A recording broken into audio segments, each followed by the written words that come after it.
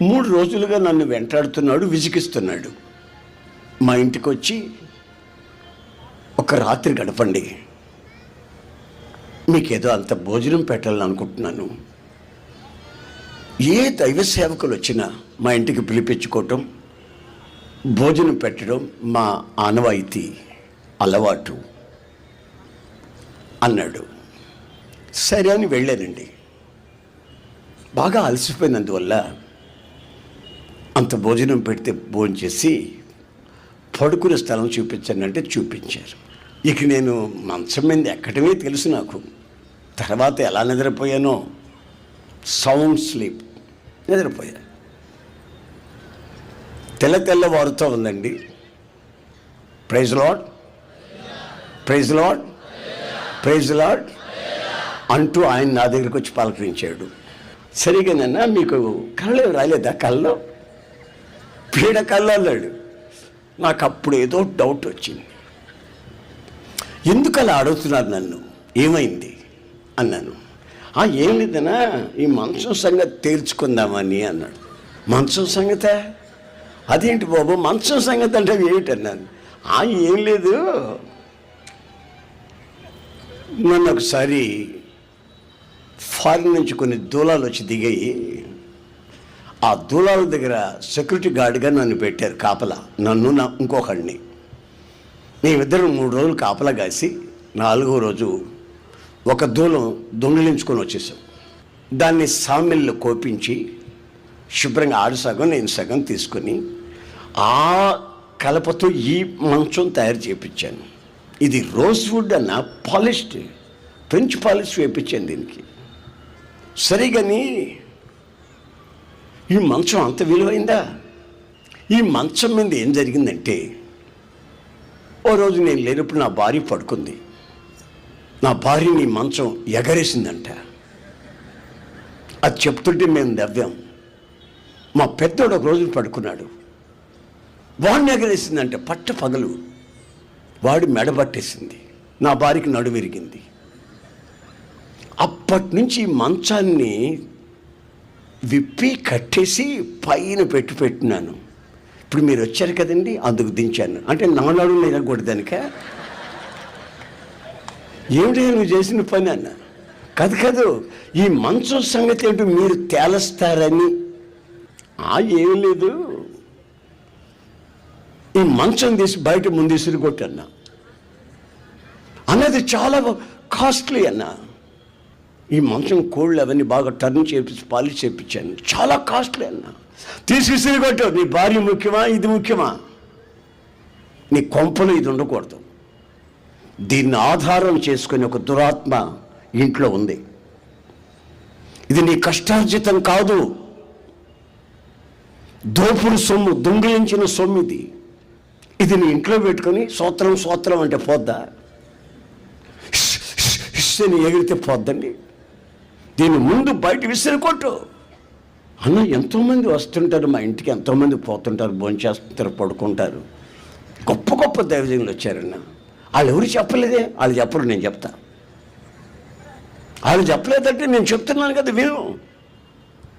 నీ ఆత్మ నాకు ముఖ్యం, నీ భార్య నీకు ముఖ్యం. నీ కుటుంబంలో శాంతి సమాధానం ఉండాలనుకుంటే, నువ్వు సంపాదించిన కష్టార్జితం వడ్డీ వ్యాపారులు తినకుండా ఉండాలి అనుకుంటే, సమాధానంగా అంత ఆహారం తిని ఆ ఆహారం నీ వంట పట్టి నీవు ఆరోగ్యంగా ఉండదలుచుకుంటే మొదలు దాన్ని విసిరికొట్టు. అపవిత్రతని ఇంట్లో ఎక్కడ కనిపించకూడదు. నువ్వు మారు మనసు పొందానన్నావు, దేవుణ్ణి నమ్ముకున్నానన్నావు. అంటే దేవుణ్ణి నమ్ముకోకముందో దొంగ పని చేశానన్నావు. అప్పుడు అవన్నీ తీసి విసిరికొట్టు. దురాత్మల్ని నువ్వు పోషిస్తున్నావా నీ ఇంట పెట్టి? అక్రమాలతో చేయి కలుపుతున్నావా? రాజీ పడుతున్నావా వాటితో? పొరపాటున ఆ స్థితి నీకు రాకూడదు.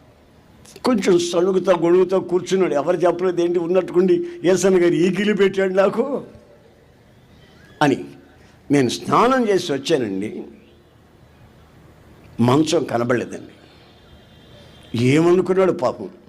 మంచం తీసుకెళ్ళి చెత్త కుండీలు వేసి వచ్చాడంట. ఆమేన్, ఆమేన్.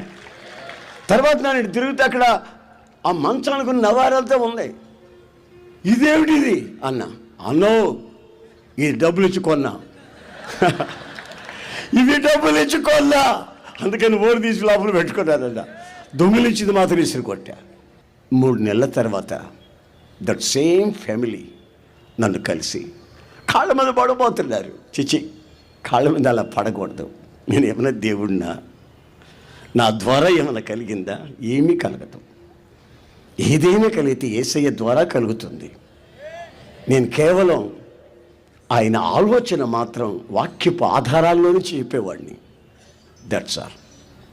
నా జీవితంలో కలిగిన మార్పుని ఈ విధంగా నేను ఈరోజు నిలబడి ప్రభు సేవ చేస్తున్నాను. దానికి ప్రబలమైన కారణాలు ఏమంటే ఆ విషయాలు మాత్రమే మీకు చెప్తాను. అనుభవాలు ఇవన్నీ. అంటాడు, అన్న మాకు కారణం లేకుండా భార్యాభర్తల మధ్యలో గొడవలు వచ్చిందన్నా, ఈ 3 నెలలు ప్రశాంతంగా ఉన్నామన్నా. అది నా మీద కలిగేది, నేను దాని మీద కలిగేవాడిని. అన్నం తినేవాడిని కాదు, బజారుకి వెళ్ళి మిరపకాయ బజ్జీలు మేసేవాడిని. ఇంట్లో శుభ్రంగా వేడన ఉంటే తినకుండాను. అది అలిగి అడ్డం పడుకునేది. 3 రోజులు మొహం కడుక్కుంటూ ఉండేది కంపుది. ఇది పరిస్థితి నా కొంపలో. ఎప్పుడైనా బంధువులు వచ్చారనుకోండి, వాళ్ళకంత ఆహారం పెడతామంటే దరిద్రత విలయతాండవం మాడింది నా కుటుంబంలో. అన్న ఈ 3 నెలల పాటు క్షేమంగా ఉన్నామన్న. ఒకరినొకరు అర్థం చేసుకునే అండర్స్టాండింగ్ కలుగుతుందన్న. ఫైనాన్షియల్గాను వ్యక్తిగత జీవితంలోనూ ప్రతిదీ ఒకరొకరు కూర్చొని కౌన్సిలింగ్ చేసి ఆలోచించుకొని కుటుంబాన్ని చక్కగా తీర్చిదిద్దుకోగలుగుతున్నామన్నా. ఎప్పుడు నా టేబుల్ మీద సమృద్ధిగా ఆహారం ఉంటుందన్న. వీటన్నిటికీ కారణం నా ఇంట్లో ఆ అపవిత్రత తొలగినందువల్ల. ఒక్కసారి మీరు ఆలోచించండి. ఇంట్లోనే అపవిత్రత ఉంటే, ఆ పరిస్థితి కలిగితే, మరి నీ వ్యక్తిగత జీవితంలో దేవుని ఇల్లైనటువంటి నీ హృదయం, ఈ దిల్, ఈ హృదయం ఆయనకి ఆలయం, ఆయన ఇల్లు. దీనిలో ఏ అపవిత్రత నిలిచి ఉన్నా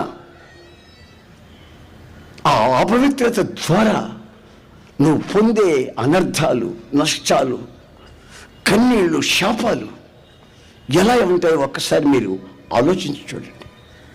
నేనంటాను, నిన్ను ప్రభు జ్ఞాపకం చేసుకోవాలి, నీ పిల్లల్ని ఆయన జ్ఞాపకం చేసుకోవాలి. అలా అయితేనే మాత్రమే నీ బ్రతుకు బాట సవ్యంగా సాగిపోతుంది.